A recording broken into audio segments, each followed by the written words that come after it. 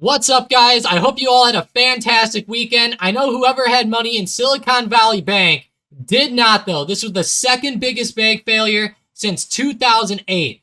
I cannot believe that we saw this happen right now. Their stock is tumbling off, and it's taking a bunch of other big bank stocks down with them. But as always, guys, smash that subscribe button. Let this video play till the end. Help us out with the algos, and I think you guys will love it anyways. There's going to be a bunch of information between Silicon Valley Bank, a lot of potential plays for this week, a lot of stuff on the economic calendar coming up, so we have a big video, but let's get right into Silicon Valley Bank because, wow, I mean, what a ticker here. This bank has been falling all year anyways, and honestly, that was just a terrible collapse last week. It got to the point to where on Thursday or Friday, I saw pictures of people standing outside the bank waiting to get their money out before they opened because they knew that it was getting to be a terrible situation. Now, getting into this, like I said, it's the second largest bank failure since the 2008 financial crisis. You can see on this chart, it's actually an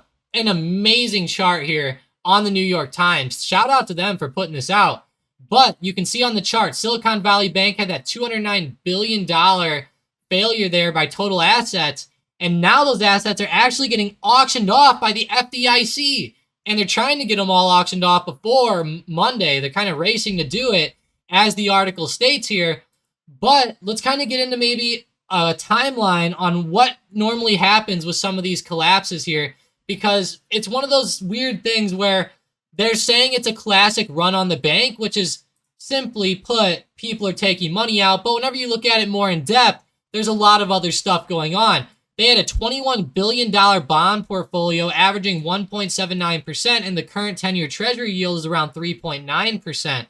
So you can kind of tell here, that's a problem.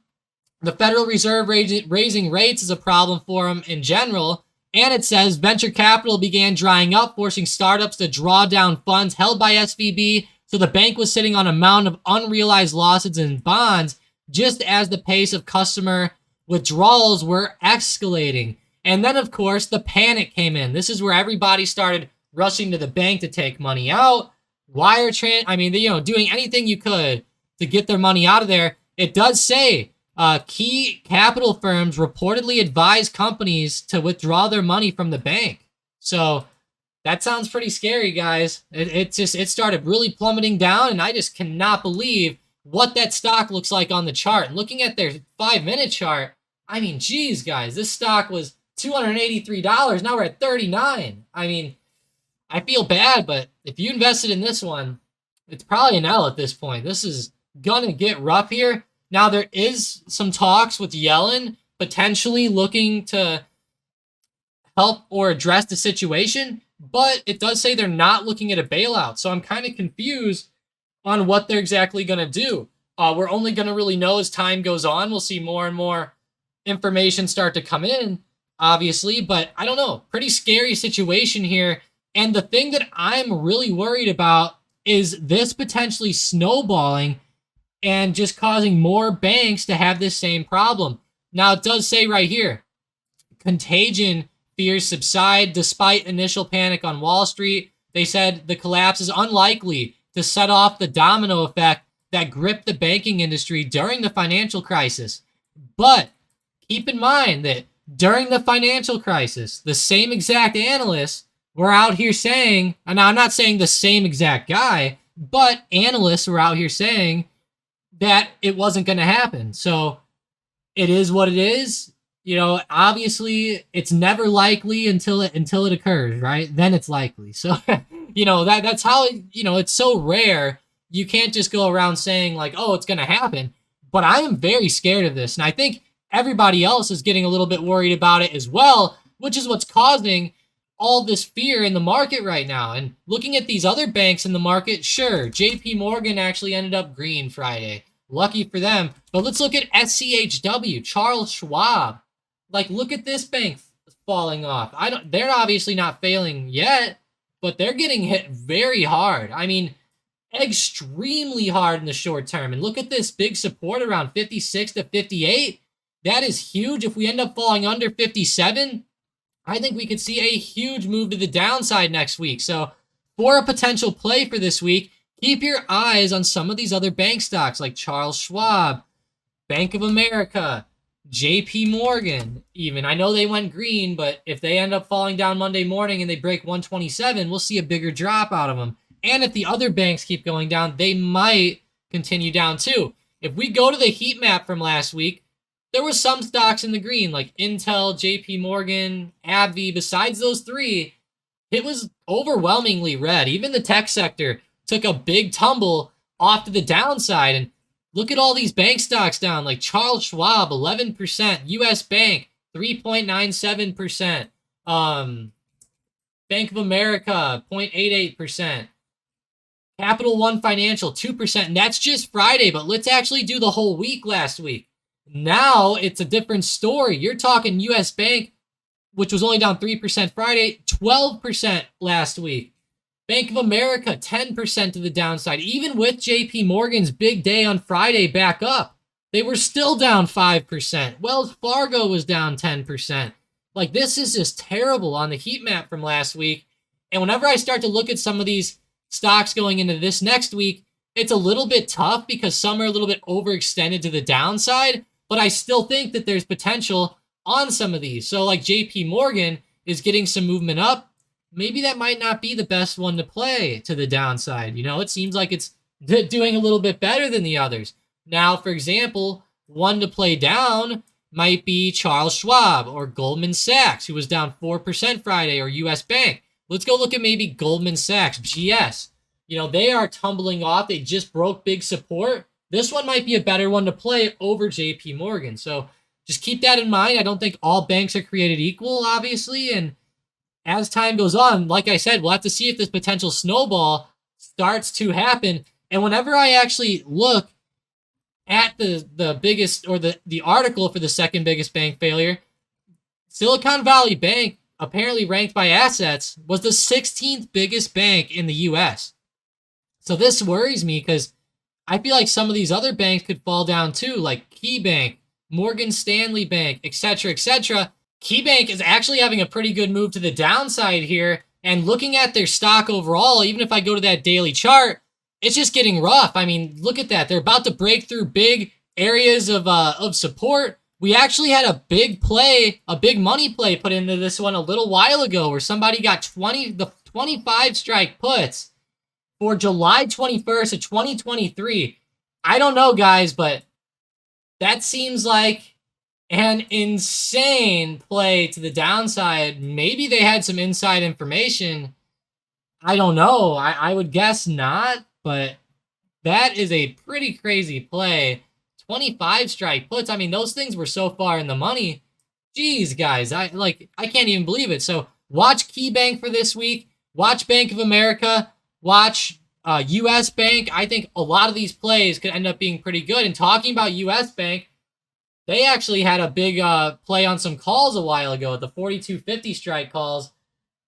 Those ones might not be doing too well if they longed them right now. I would guess they longed them, but wow, yeah, that one's probably not doing the best. They entered that on January 9th. They expire on January 17th, 2025 if they're still in. So it's just crazy, guys. It's crazy. All these bank stocks going down is going to cause a lot of volatility, and we're coming off of a crazy week already with Powell last week. But hey, if you guys are enjoying the video, smash that like button. Let me know in the comments how you feel about the Silicon Valley Bank situation. Let me know if you think that this will snowball into other banks. Other banks might end up having to sell off assets as well. And who knows? You know, we might see other banks go under if people start to get that fear creeping in and they start to decide to take money out. So we'll have to see what happens. But it's going to be a crazy week. As time goes on, we have even more stuff on the radar. There's even the economic calendar here. We have the inflation rate and the CPI data coming out on Tuesday at 8:30 a.m. Eastern Time, 1 hour before the market opens.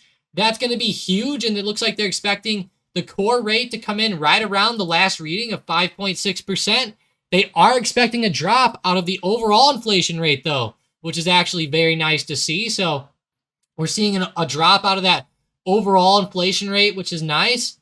Hopefully that comes in that way. If it doesn't and it comes in hotter, we're going to see more sell-off. And I'll be honest, I think we're going to sell off anyways. This is not looking good here. I'm definitely leaning to the downside with all these bad moves out of these banks and the bad movement that came from Powell last week. Remember, Powell had his testimony last week. Then we had jobs data come out Friday, and man, it was a volatile week overall. And that CPI data this week is going to make it even crazier.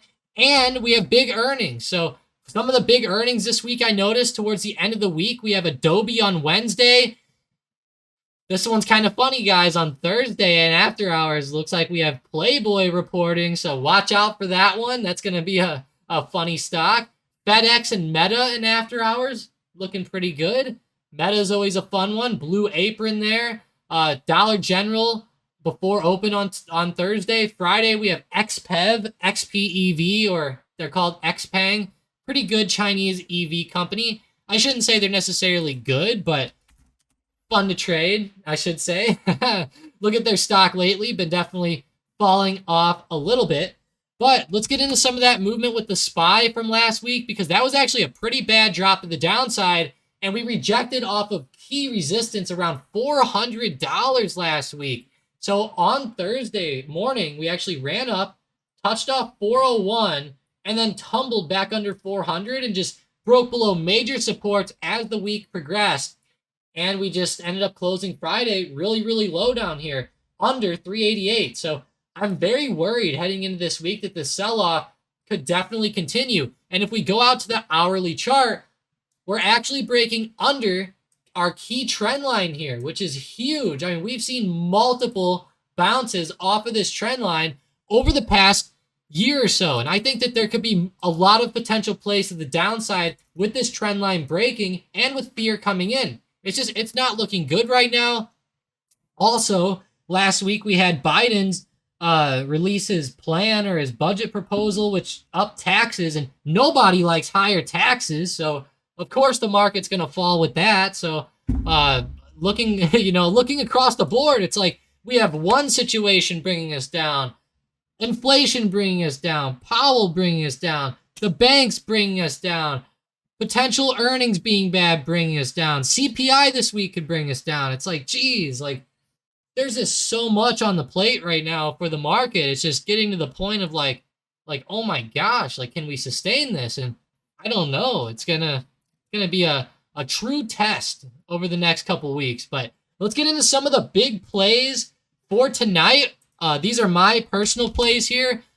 My first one's going to be NVIDIA. I know I talked about NVIDIA to the upside last week, and I know a lot of you guys didn't like it. It didn't really work out too well. It only broke out for a few minutes. It could have been a good scalp, but in the end, it ended up falling kind of down as the day went there. This week, I'm looking for NVIDIA to fall under 228. If we fall under 228 come Monday, I think that we could see a big push back to the downside. NVIDIA is just way overextended in the short term. If we go to that daily chart here and we start to, look at the high to the low, we're up over like 120% it was. Let's see. We're up at the high. It was up 126, 127%. So pretty insane there. Watch NVIDIA to the downside under 228. I think it could be an awesome potential play down. Now, my second play is going to kind of go into what's been going on here with these banks. And I'm going to be looking at TLT calls. I don't know what happened last week with TLT at the end of the week, of course. The big thing was these yields started falling off as the bank collapsed, which was kind of strange. But TLT got a huge explosion to the upside. And I mean, huge. This was awesome to see.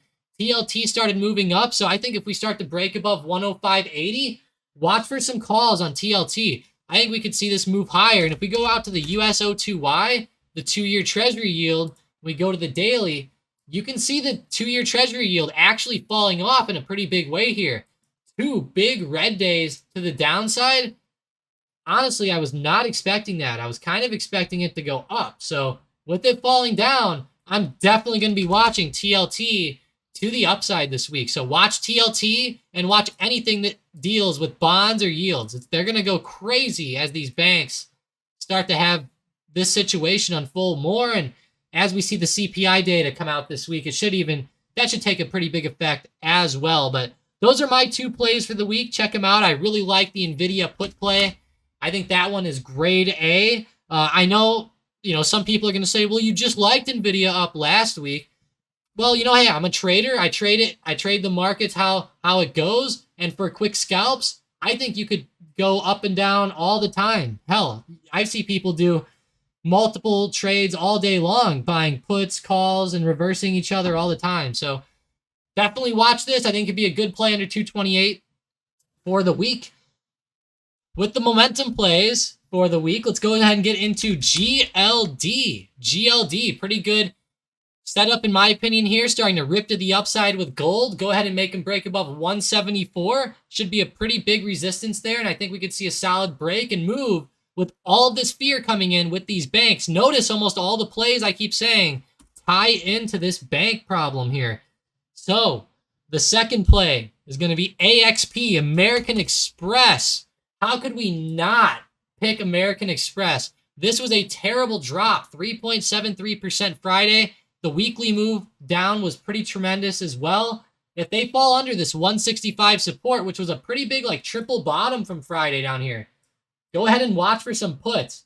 I think that this could have a huge move down. If we go out to the daily chart, there's a big gap here on the daily. So if we fall through this gap, I mean, we're going to be watching for a move down to maybe 160, then 158. So keep your eyes on AXP. It's going to be an insane next few days for this one. So, wow. Let's go, guys. What a crazy, crazy week here. We're going to have a lot of movement in store for us. If you guys are enjoying the video, please smash that like button. I really appreciate you. Hit that subscribe so you can be notified more often. And smash that bell, too. That bell, it'll give you notifications every time we post. So that'll be awesome. But let's get into the nice, unusual options play for today, which is the Apple 146 strike puts for March 24th of 2023, which is actually a very short-term expiration. In 12 days,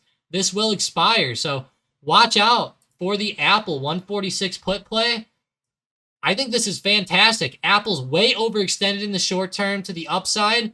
It's been on a pretty good run. A lot of stocks ran up like this lately, but now that we're seeing these big banks and everything falling down, and someone's putting $2 million into these Apple puts, this could be a fantastic play to follow. So watch Apple. If we break under 147.60 on Monday, I think this could be a great potential play. I don't think you need to hold it too long. Maybe target 145 or 144 here to the downside. Maybe even 140 if you want to get real risky with it, if the market really sells off. But I think it's a fantastic play to potentially follow. Keep your eyes on it. I like the strike. It's pretty close at 146.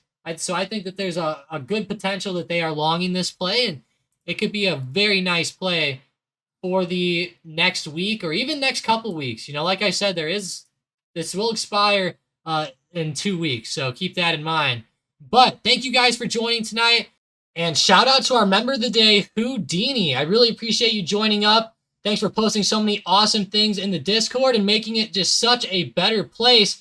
Talking about the Discord, guys, check out the link down below. There's some awesome stuff in here. We're always talking about stocks and big things going on in the market, even all weekend. Guys, we're in here talking about potential plays and earnings and the Silicon Valley Bank situation, and so many amazing things. So check it out, guys. You'll even love the sniper bot. It's been on fire. Wait till I post in the Discord later tonight. You guys will love that post. 148 strike puts on Apple from Friday exploded, of course, because the market died off, and Apple was one of those stocks that followed along. So let's go sniper bot. Shout out to Houdini. Check out that link down below, guys. It's an awesome community. You can get one free sniper bot play per day. You can also join the premium section of the Discord and get the unusual options before they come out, along with plenty of other amazing things. So thank you guys so much. I appreciate you joining up tonight. Let's have a fantastic week.